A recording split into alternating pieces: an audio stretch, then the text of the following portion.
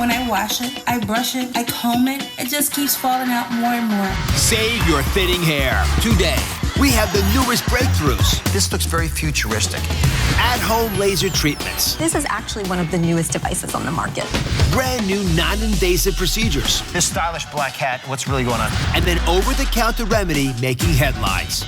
Coming up next. This really is the gold standard. Doctors are very happy with this.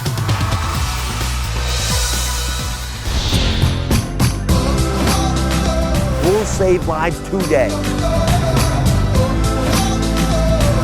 You guys ready to get healthy?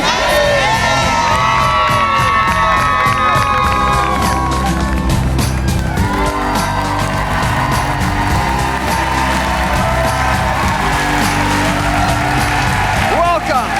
Today, we are scanning your whole body and tackling your health from the head to your toes and back up again. From your hair and your headaches all the way down to those aching feet so many of you complain about. This is a big show. It is full of solutions your whole body will thank you for. Now, here's what you don't want to miss. The latest breakthroughs for your thinning hair. And my favorite part is that there's a new twist and a proven at-home solution that you can start on today. And then we're going all the way down to your toes and revealing what your foot type says about your health. So I want to start off with thinning hair. I asked some of my Instagram followers to open up and be honest about why finding a treatment is so important to them. So let's look at Shivas. When I wash it, I brush it, I comb it, it just keeps falling out more and more. It's getting really embarrassing. So she's embarrassed, and I hear that phrase quite a bit. Let's look at Lori. When I take a shower, I get so upset because when I look in the drain, it's full of my hair, and I'm not really sure how much is left on my head. So Lori and Shivas aren't alone. In fact, there are 30 million of you who have thinning hair, and there's a lot of emotion that I always hear about this, but there's some science too. And we're gonna stay on top of that science. There's a game-changing opportunity out there in at-home treatments. And there's a brand new and non-invasive procedure that is making headlines. Dr. Sejal Shah is here. She's a board-certified dermatologist who treats patients with thinning hair. Also joining us, Christine, Shivas, and Lori. Thanks for all being part of this little experiment here. They're trying the newest breakthroughs for thinning hair. I'm talking about at-home laser treatments. They come in a comb form, in a band form, very stylish, by the way, and there's a cap form. And Dr. Shah, folks have heard of laser therapies for different uses, but this looks very futuristic. Do they work, and how safe are they? So I get asked all the time, are they safe? Are they going to penetrate to my brain? Are they going to cause cancer? And no, these devices are absolutely safe. They've actually been cleared by the FDA. We've had laser treatment for hair growth for many years. But what's new is that we now have home devices, and that's the breakthrough. You can do these treatments in the comfort of your own home. So could you walk us through a couple? I'm curious, like this Sure. one's beeping away. It sounds like a time bomb. May I see the Sure. inside is? Borrow for 1 second. I know you don't want to give it up at all, do you? So this is the comb, and as you can see, there are these teeth here. In between is the laser diodes. Why the comb is great is it's good for women who still have a little bit of thickness to their hair because it helps separate. The beeping tells you when to move the device. So it's also good for women who have thinning all over because you can really use the comb all over the scalp to all the areas. So, yeah, I know you want that back. Yes. You're grasping it. All right. How about this sort of uniquely Star Warsy approach? So this is the laser band, and this is actually one of the newest devices on the market. So similar to the comb, it's got the teeth, and in between are all the laser diodes. Oh, each of these is a laser? Each of these Yes, little... each of these little diodes is a lot of them. laser. Yeah, there's about 82 here. So the way that this device works is, I don't know what's it turning on. There it we is. go. Oh my goodness, bright. So you place it right on the head like a headband, and You can sort of see it there, yeah. basically every You okay 30 under there? seconds. Yes. If you feel intense pain, let me know. Well, every 30 seconds it gets moved. So again, it's good for women with thicker hair, but thinning mainly on the top and the crown area. All right, you guys keep going at that. I'll massage you. It's like a spa treatment. Now, and this stylish black hat, what's really going on So here? this is called the capillus, and it is a cap. Oh my goodness, And there are look all at the that. laser diodes in there. There's lots of them. It's like being at a discotheque. Yes, You could exactly. dance to this thing. Right? But as you see, there are no teeth here. So it's better for women who have thinning that's limited to the top of the scalp because that's the only areas that it covers. Also for women that have quite thin hair. So I'm curious about all these treatments, and I have been for a long time. So I actually went out and started looking. And so here's a photo I want to show you of a woman who used the at-home laser for 4 months. That's the same woman. The one on the left before, obviously, and the one on the right is a huge difference. Do you think so? Yes. Would you be happy with a result like that? I would be very happy. You're almost demanding of it. All right, so we're going to send, if you're willing to do this little experiment with me, I'll send each of you home with the device you're holding, which has been customized for you. Try it out, but you got to promise to give me some feedback on it. I want to know for our audience if it really did work for you. And you use it. How often do they have to use it? So all the devices are about 3 times a week. The comb, it takes about 10 to 15 minutes to get through the whole scalp. Okay. The band is actually only 90 seconds. Well, get that off there. And this is a half hour. Yeah, take care of that thing. But you mentioned 90 seconds already. Okay. And look, a lot of you are looking for inexpensive at-home solutions, and I get it. So I'm very excited about a new twist on the gold standard of thinning hair. This is what most of us as physicians actually recommend to all of you. And there's a big, big change in this that now you can obtain something that you couldn't before over the counter. It is? Minoxidil 5% for women. So over the past year, the FDA approved minoxidil 5% for women. We've always had the 2%, but now we have the 5%. Doctors have been using the 5% off-label for years, but now we know that it's safe, so women can comfortably use it. And as you mentioned, it is still the gold standard, so it's usually the first treatment that I do recommend, and we continue it while we're doing other therapies. All right, and this really is the gold standard. It's been used for many years, and doctors are very happy with this. All right, Dr. Shaw, thank you very much. Thank All you. right. And joining us is plastic surgeon Dr. Anthony Ewan. He can tell us about the newest thinning hair procedure that's making a lot of headlines. You've probably, or you should have, I hope, heard of the word the acronym PRP. It's plasma-rich plasma. Platelet-rich plasma, and it's been used for orthopedic injuries. Professional athletes use it. But you think this is a great breakthrough for women who have thinning hair. Yeah, and prior to using PRP, really the most effective way to regrow thinning hair was surgery, hair transplant surgery. But it's a couple-hour operation, and honestly, a lot of women, most women, aren't good candidates for it.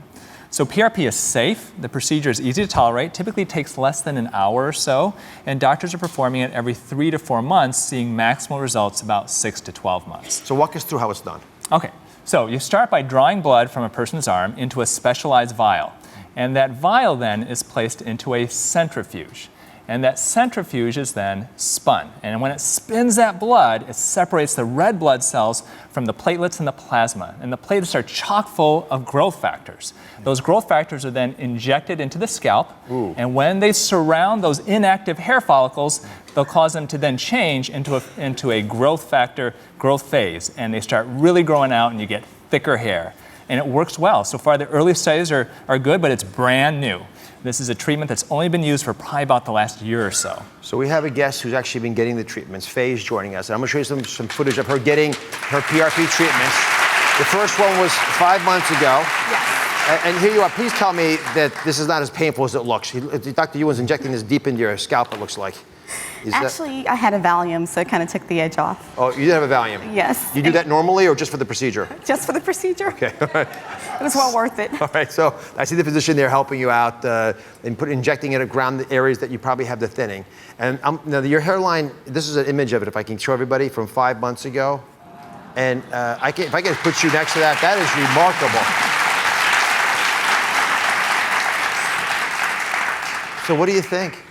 I'm just ecstatic. I mean, after the second treatment, I washed my hair. Before then, I'd have to braid it, put it in several braids, because after combing it, I wouldn't be able to, or after washing it, wouldn't be able to get the comb through it.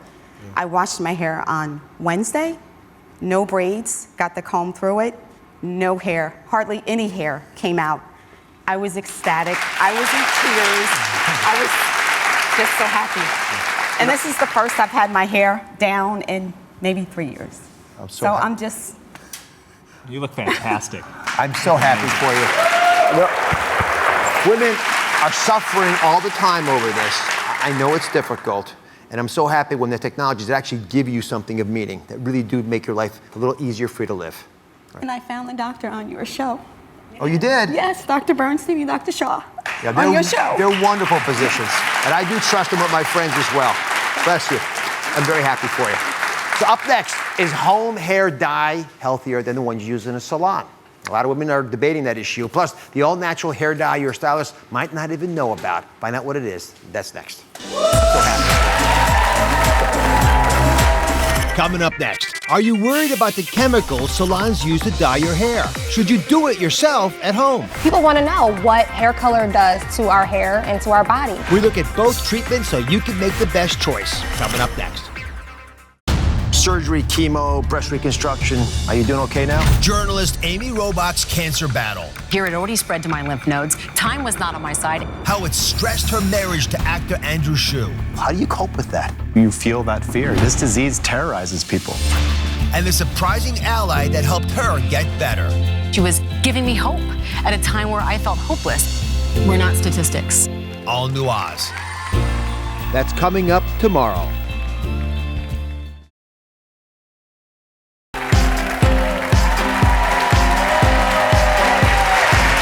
Today we are covering your health from head to toe. And now we're asking the big question, is home hair dye healthier than the salon? I know you're all worried about the chemicals, so today we've got some answers. Sisters Amy and Hope see it as a very black and white issue. But today, let's say we're covering the gray. So what are you doing this weekend? I'm going out. What about you? Party. Look at this. Why am I not surprised to see you sitting in a salon chair? Oh, you've got to be kidding me. We're not doing this now. I'm Amy, and I get my hair dyed one way, professionally. The shine, the quality, the pampering, you can't beat it. I'm Hope. I'm Amy's sister. And between you and me, she's been a little crazy our whole lives. Why would you spend this much time and this much money to get your hair dyed? I did mine at home, and I think it looks pretty good if I say so myself. You know how long it takes me to do my hair at home? 25 minutes. How long is this going to take her? It's going to be about an hour and a half, depending on how long her experience is. You know what? Who cares? Who cares how long it takes? I love being here. Hey, Amy, see this? $6.50, baby. How much is this costing ya? La la la, I can't hear you. At the end of the day, my hair looks pretty good. You know, my hair looks just as good as yours. It does, but mine looks a little bit better. Yeah, well, mine was a whole lot cheaper. Mine's a lot more fun. Amy and Hope are here in the studio. I love when sisters fight. You guys don't even know after that package who's right, do you? You're still fighting over it. Still fighting. Well, no, I'm right. No, but I'm really right. The black and whites, but again, we're talking about grays today and covering them. So I wanted you here today because I want you to actually understand the challenges that many of us feel just trying to explain it to you because people just like you don't know what to do either. So I want to figure this out, so I brought an expert in. So pay attention. I'm coming back to you in a second. Great. So if you figure this out the right way, you hopefully will change your mind by the time we're done this segment. And to help me out, I brought in my trusted hair expert, Curly Nikki Walton. She's going to tell us why is the safety of hair dye such a hot button issue for so many women. More than 70% of women dye their hair, and they started when they were 17, and many of them will dye their hair for the rest of their lives. Hair color has huge cultural significance. I mean, from Marilyn Monroe in the 50s when she hit the scene with bottled blonde, you have Farrah, you have Madonna, everyone up through Jennifer Aniston. It's been so relevant that, just so common that we forgot there were chemicals in hair color. And now that we're moving into this age of natural living and holistic lifestyles, people want to know what hair color does to our hair and to our body. So you've done your homework. Yes. You looked at all the dyes out there. Yes. Let's cross through the truth tube and walk us through what your concerns might be. What are the differences between the chemicals we typically find in the hair dye we buy from a store and use at home versus the ones that are used in our heads in a salon? Right, so for the most part, home dyes and salon dyes use the exact same ingredients. Different brands use different formulas, but as a general rule, salon dyes are stronger and home dyes are like the watered down version of the salon dyes. There's lots of ingredients from ammonia to acetates that are very common in both salon and home dyes, but PPDA is a common allergen that's found in both of them that can cause itching and redness and irritation, which is why there's always a disclaimer on the back of the box to do a patch test first. So the question is, how big a deal are these? And my friends, chemicals can be absorbed. They can be absorbed to your skin. Right. They can be absorbed when you inhale them into your lungs, which happens to, I think, to a lot of stylists especially. Right. And there aren't any good studies, which is the crazy part about this. The last ones were probably in the 80s, and a lot of them were rat studies where they gave the rats these things to eat. Right? Of course, I hope you're not eating these chemicals. So we don't really actually know what happens when they're put on your hair. And I think it's unfortunate because stylists deserve a bit more guidance on whether they're dangerous, and so do we when we buy it at home. Exactly. So when it comes to whether or not it's healthy for your hair or not, it's a little clearer because we know there's damage there. And I've made a little image of a microscopic picture of a hair. That's the hair. See the nice little strands? See this crack in here? That happens when you use hair dyes the wrong way. Dreadful. So is the professional salon a safer choice because they're experts? Help Amy and Hope out a little bit. All right, let's take a walk over here. All right, come on. Oh, there. We have them here for us. Yes. Give us some guidance, because otherwise folks are going to be left without a lot of insight. Yes, so if you are going for a darker look or you're just simply covering your grays, I'd highly recommend that you do it at home. Not a big deal, right? If you are looking more for like fancy highlights, lowlights, or you're looking to go 2 or more shades lighter, then you need to go to a salon. You need to see a professional. And no matter what you choose, I'd highly recommend that you do a professional. Here we are. I'd highly recommend that you do a deep conditioning treatment at every single wash session and a hydrolyzed protein treatment at least once a month or more as needed. It actually helps to rebuild your hair strands after being exposed to the chemicals. So just to be clear, so even if you have your hair done at a salon, you got to add the deep conditioner next time you wash your hair? Yes, exactly. So the deep conditioner is essential for prep before the color and as an ongoing maintenance after, because your hair has been exposed to chemicals. Your hair is damaged. Chemicals damage the hair, period, no matter if you're at the salon or at home. All right, so finally, you got a little secret for us. Yes. Share it with everybody. Yes, so henna is my all-natural hair dye secret. I'm 32, but I'm graying like significantly, and I've been using henna for the last 8 years, and it not only like helps my grays appear red and auburny, but it makes my hair thicker and shinier and fuller. It's a healthy way to color your hair. You simply go to your local health food store, you buy pure, that's important, pure henna powder, you mix it with your favorite conditioner, and you apply a little bit of strong black tea, which is also anecdotally supposed to help with excessive shedding. And you mix it all together, you apply it to your hair with gloves because it will stain your hands red, and you put on a plastic cap, relax for about 4 hours, take it off, rinse, and enjoy awesome redder hair. My mom does that, believe it or not. Really, yes, Henna? since I was a little Lucille boy. Ball did it too. That was her secret. That's probably who she learned it from. Ah. So what do you guys think? Did I change your minds at all, Amy and Hope? I would definitely add the conditioner. I don't think I have 4 hours to do the henna. I hear you. It is a process, but there's so many more benefits than just the color. Sounds fabulous. And we have curly hair, right? Yeah. And like curly hair is like, you can make it so big and bodacious and awesome with henna. Like it's that's good. Plumped up my situation like magnificently. I mean, for real. Like you have to check out my website. I use it all the time. I'm like the henna queen. All right, so we're going to post Nikki's natural henna recipe on my Facebook page. You can link to her blog at droz.com. We'll be right back.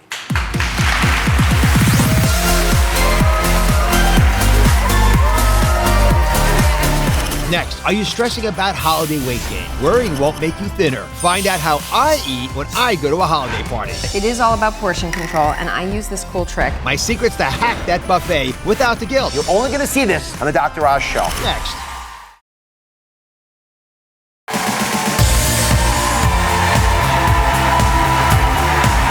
I've been sharing what I eat with you on Instagram. Doesn't it look so fantastic? So inspiring to see those images. But you know what? A lot of you keep asking me, what do I eat when I go to a holiday party? Well, that's yes, I do go to holiday parties, guys. I enjoy them. Don't be surprised. And I love everything about them. So today I'm going to give you some secrets, ways of hacking that holiday party buffet without all the calories. You can enjoy it. So what's a party without a guest? So I invited the editor-in-chief of the Good Life magazine, Jill Hertzig, to come join me. Welcome, Jill.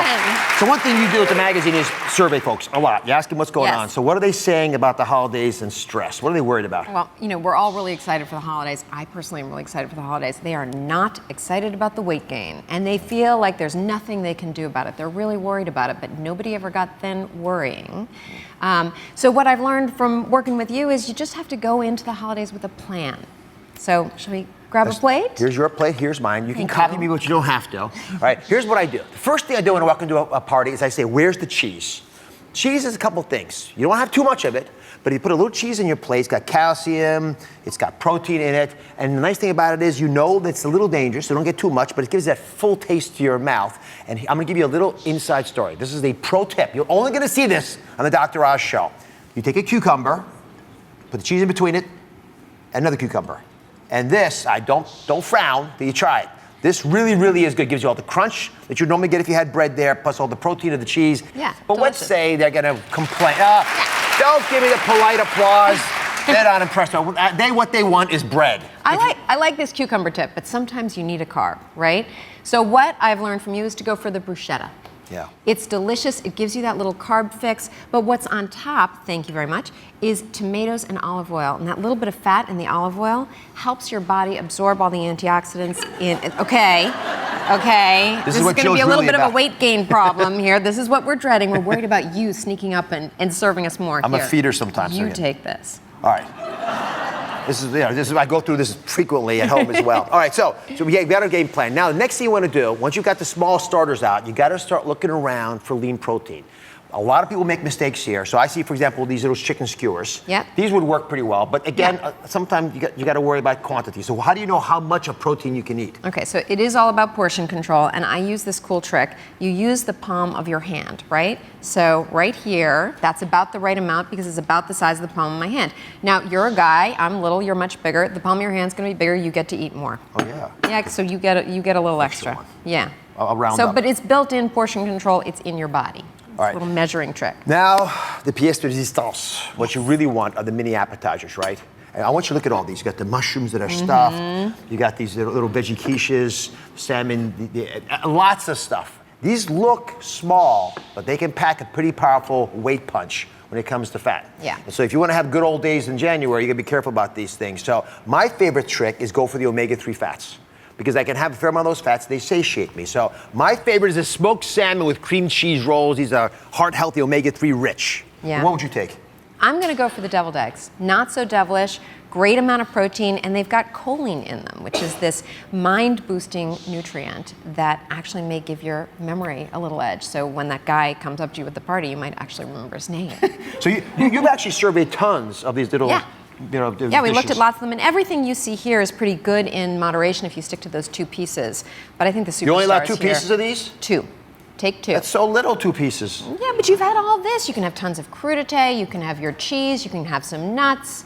I'm going to get 1 extra mushroom. I like mushrooms. They have vitamin D in them. All right, Yeah. listen, what's a party without more guests? So we're going to join our friends over here. Can we join you guys? Oh, they're with the booze. Notice there was no booze over here. You guys like some champagne? Yes, please. I would. So, together with the champagne, I want to talk about these chocolate-covered strawberries. You all like chocolate-covered strawberries? Finally! That shows what a real applause sounds like. I Not love the polite stuff I was getting the spattering earlier. So, the nice thing about chocolate-covered strawberries is that they have very few calories, considering how tasty they are. Yeah. 45. Plus, they have vitamin C in them. And so chocolatey. Really good. Yeah, it's just what you want, and they go well with the champagne. Yes. So let me toast you guys. Please have some strawberries. To all my friends, Jill, for all the great work you do, and all the guys. And we're going to pass these. You pass that to the audience behind you. They'll start rioting otherwise. Happy holiday. Thanks for being here. And remember, check out the December issue of The Good Life is on newsstands now for the complete guide on how to eat like me at a cocktail party. You can use it all month long. I'll be right back.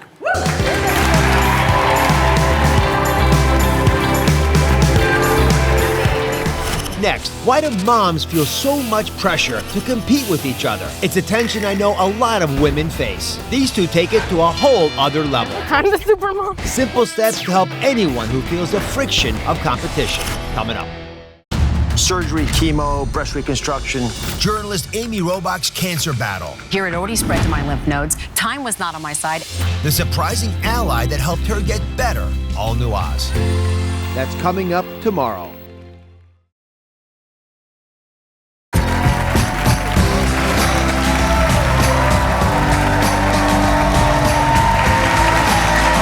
Welcome back. Today, we're getting you healthy from head to toe. And sometimes the noise in our heads affects our health. Now, you've seen shows like Bravo's Odd Mom Out, and they reveal how much pressure moms feel to compete with each other. It's a pressure I know a lot of you face. Now imagine facing it from your very own sister. How many steps do you have?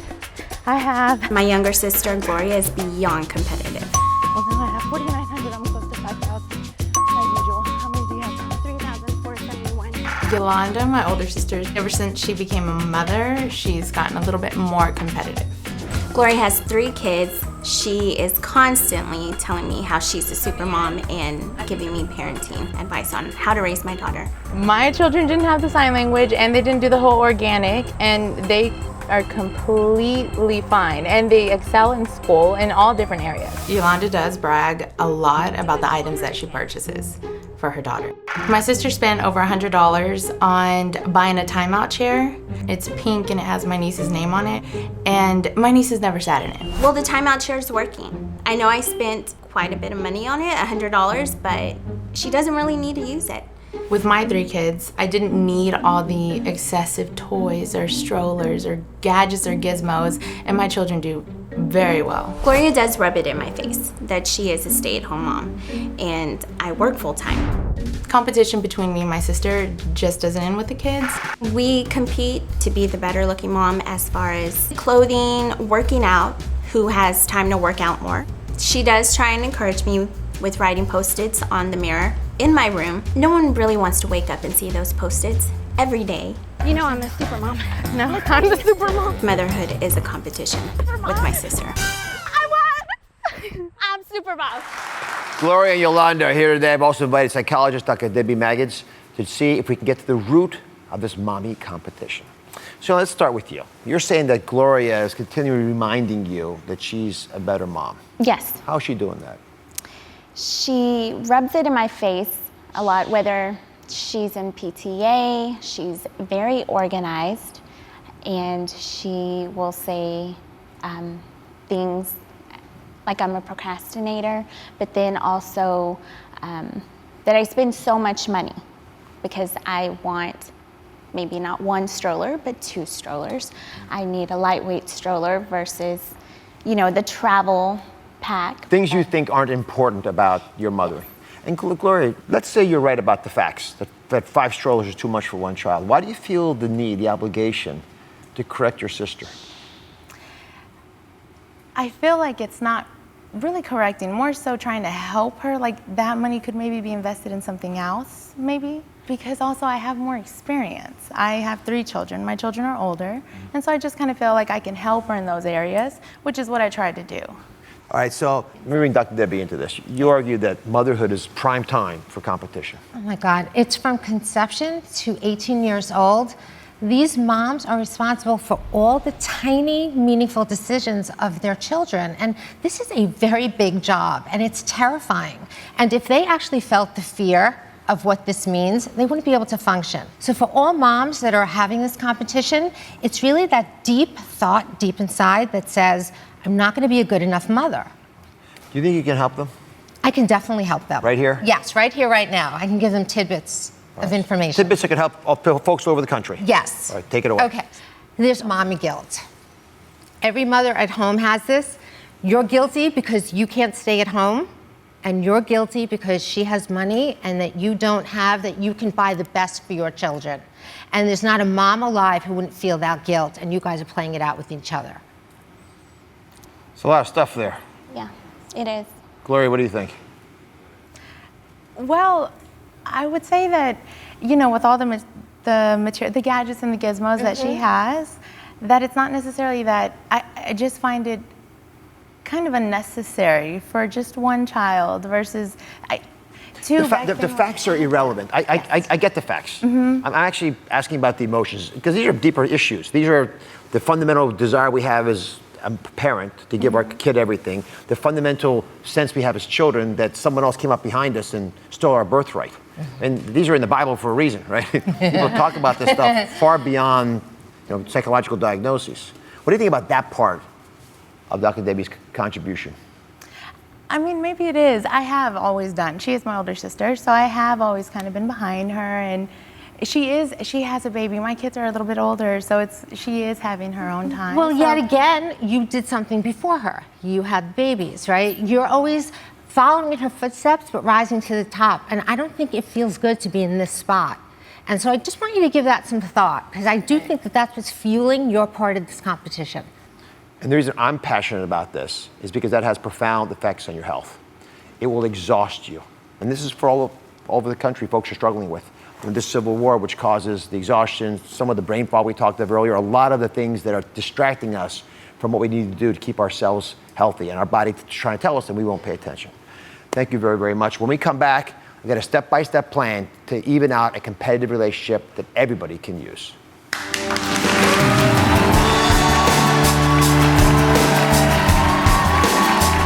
Next, can these two sisters ever learn to stop being moms at odds? Well, there's two sides to this for sure. We show them how to change their toxic ways. Vital advice. A step-by-step plan anyone can use to even out a competitive relationship. Next.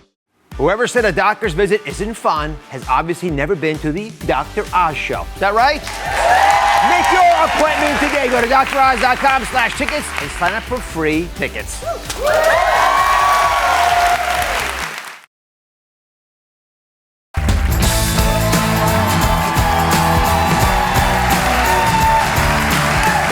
Today is all about clearing our heads so we can focus on what really matters, and nothing matters more than family and friends. So psychologist Dr. Debbie Magis is here with the simple steps anyone can use to even out a competitive relationship. Sisters Gloria and Yolanda are here as well. They want to learn how to do it because they've been struggling with this.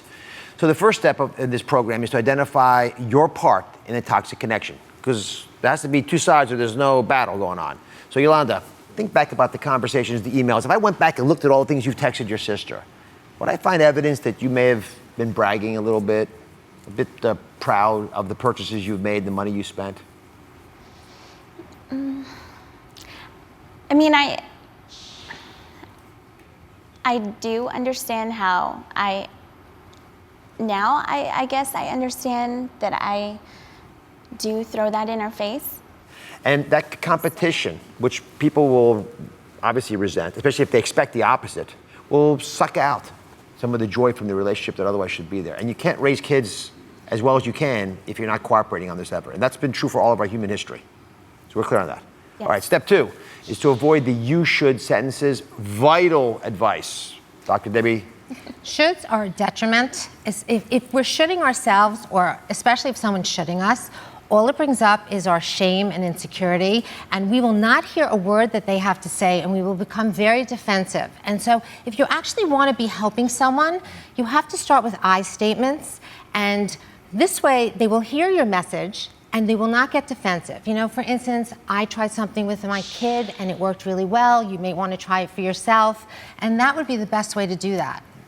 So Gloria, you put these little Post-its on the mirror, which seem so innocent on the surface, right? Workout, admonitions and the like. Yeah. Could you appreciate how your sister thinks you're shooting all over her? Yes, I can see how it can come across, because I do that a lot. You should. Mm-hmm. Which now, seeing the way that you're saying how I can maybe rephrase what I'm saying, I tried this, it could be a little bit better versus the way I probably come off, maybe. You know what I love? You guys keep looking at each other. Yeah. Which is perfect. You care what you think about each other. Oh, yeah, of course. All right, the third step, the last step, is to be upfront about whether your advice is actually just that or is it a sounding board. I make this mistake a lot. I think a lot of men do, but women in particular have to warn men. If you just are sounding off, or do you actually want us to do something about it? The classic tale, the daughter tells her father a problem and he calls the boyfriend, which no girl wants, which I've been guilty of.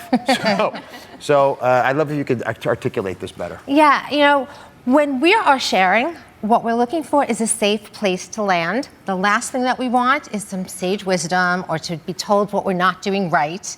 And because that's immediately we will get defensive, we will shut down, we will feel judged. What we want the most is to be heard, understood, and validated. How does this strategy come across? You think you'll be able to use it? Of course. Yes. Of course, yes. Most definitely. We'll raise those wonderful kids together. Yes. Thank you for being here. Up next, what your foot type says about your health.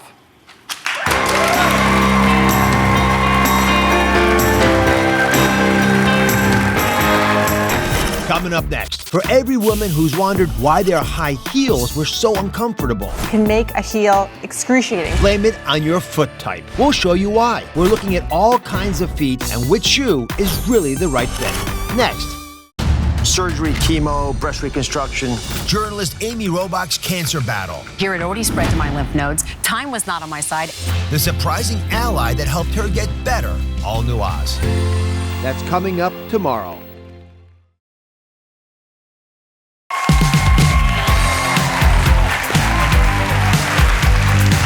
So, what does your foot type and the shoe you're wearing say about your health? Well, a woman in stiletto heels, listen carefully, puts a ton of pressure on the ground. Literally, it's equivalent to a 6,000-pound elephant per square inch. Think about that. That's how much pressure. That sounds crazy, but it's actually physics. That's what it comes out to. And for every woman who's ever wondered why high heels are so darn uncomfortable, and then you blame your foot type or your heel, today we're going to tell you why. But first, I want you to meet Caprice. Dr. Oz, I am here, and yes, I am cleaning up my family room, and it's something I love to do with my heels. I love to wear even my fancy schmancy heels because it reminds me that I'm supposed to have fun with life. I want every woman in the world to rock out her heels, even if she's only house cleaning. I wear my heels to the grocery store, to before care, when I'm teaching, when I'm speaking, and when I'm relaxing. I don't understand flats, and in fact, even my sneakers have heels. So I don't know what that's about, but it makes me feel really good. I can't wear flats, it's painful. So I'm trying to figure out with Caprice, what is it about these shoes that you love so darn much? What is it that compels you to put these on, and how do you actually manage it? Well, for me, it's so easy. These shoes, they make me a woman, Dr. Oz. I think women were born to wear heels. You're a woman without those shoes. I am, but with my heels, I look like a woman. All right. So having worn shoes like those, this is a picture of me, by the way, selling shoes to women last year. Take a look at this. I get it. You just can't get past the lack of comfort. What do you think of me in that picture? You think I think you look amazing. Would you buy shoes from me? I would. All right. Here to explain why some women can't comfortably wear high heels is podiatrist Dr. Krista Archer, friend of the show. So I want to know, why is it some women seem to be able to get away with high heels and others struggle incessantly with the problem? It really depends on your foot type. Caprice here has very strong back of her legs, so she can really comfortably wear these heels. If you have bunions and your foot type you have a wide forefoot, it can make a heel excruciating where you just want to get out of it. All right, what happens to our feet when we actually wear heels? Walk everyone through that. Okay, so when you wear a heel, the architecture of the foot is changed. So you're up on the ball of your foot, and if your foot is wider, there's more load transfer to the bottom of the foot, and you can get numbness and tingling and experience a lot of pain. So just to be clear, the shape of your foot actually has a lot to do with whether you can get away with high heels or not. Caprice, would you mind if we looked at your feet as an example? Not at all. All right, so you can put it on my knee. Put your foot on my knee. Oh, just take it out. Take them off my shoe, right? Yeah, well, of course. All right. So describe Caprice's foot here. What do you think about it? Okay, so her forefoot, the front of her foot actually isn't that wide. And if she can we do something else? Yes. Can you take off both of your shoes? Oh, good, I can put them on. Oh, I just got like 5 inches shorter. And then can you turn around so we can see the back of your legs? And can you stand up on your toes?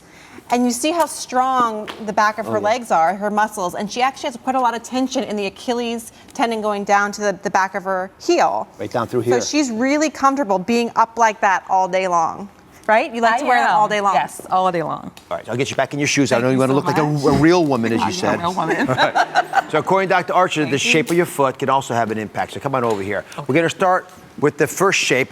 You don't have a big forefoot. We just showed everyone that. So. But what we looked at is it's not really that big. But if you do have a large forefoot, what does that mean? So you want to look for, I'm not saying don't wear high heels. Every woman wants to wear a high heel. If you have a big forefoot, you can do this simple trick. When you're shoe shopping, take your thumb and push it down on the ball of the foot. And if there's indentation and it stays there, there's padding. So, you can see it on the side here. There's padding right there. There's a lot of padding, and this is a very good heel. So when the load is transferred to the bottom, it's not killing you. Yeah. But if you have a bunion, will that make a difference? The bunion, you should look for a shoe that has a wider forefoot here, so there's space for the bunion to live in the shoe. Okay, you can get bunions on both sides, on the inside and the outside. Correct. So that's really wide. Right. Yeah. Extra wide shoes. Extra wide. Okay. Next category are folks who have a low arch. What do they do? So flat foot people, ballet flat is bad. So when you're up on your ball of your foot, it actually changes the architecture of your foot. So a flat-footed person is actually very comfortable in a wedge because there's more surface area to support the foot. Now, if we compare these two wedges, not all are created equal. Oh my goodness, yeah. So if you see this thin area of the sole, the surface area, you could very easily roll over on this shoe. So I would go for a flat-footed person, this type. Chris, do you like wedges? I love wedges, heels, stilettos. You just can't go wrong with a heel. I love them all. Incorrigible. Can't go wrong. And the last foot type is your foot type, the strong back of the foot. The Achilles tendon is a little short, and that big, calf muscle, strong Pops calf muscle. out. Pops up a little bit. You like that? Yes, I do. All right. Strong. So what does that mean for your shoe size and your shoe choice? So you can really comfortably wear either type of shoe. However, tell me, when you go from a very high heel, like you're wearing today, to a flat shoe, I know you hate them, but if you wore it, does it hurt? Does it make your back of leg feel a little bit uncomfortable? It really does. Yeah. Yes. So because Caprice's back of leg is strong and there's tension in her Achilles, when she goes down forcefully, all that load, like we saw in the elephant, to the back of the heel, she gets a pull in the Achilles, and that can be painful. But you have to do that exercise, I guess. You have to actually stretch out the Achilles tendon or it gets shorter and shorter. Exactly. So there are stretches you could do to increase the flexibility of the back of the leg, back of the foot. Or you wear these shoes once in a while. Or every day. Oh, no, not those. Those. These every day. I was going to give these to you as a gift from the show. We can keep them, and we can find someone else. Thank you very much. You're a doll to have on. Thank you so Appreciate it very much. Now that you know your foot type, how is it going to help you buy your next pair of shoes? Up next, the simple home test you can do right now to buy the right sneaker. Stay here.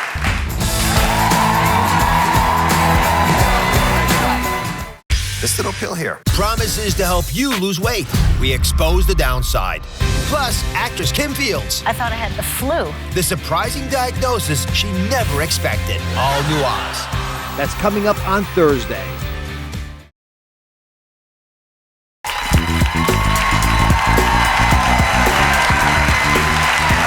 Today, it's all about health breakthroughs to make your life better. Now it's time to get to the bottom of it.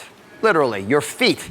This is the best, simple home test you can use to find out the best running shoe for your feet. And all you need is a little bit of olive oil, a paper towel like this, right? Take a little bit of olive oil, put it on the paper towel, and you need a brown bag, because once you get this olive oil on the napkin, you're gonna rub it on the bottom of your feet. Listen, it helps with moisturizing your dry, cracked feet anyway, so just go ahead and do this. Then, after you put it on the bottom of your feet, do what I just did right here. Step on a brown paper bag. When you lift your foot off, ta-da!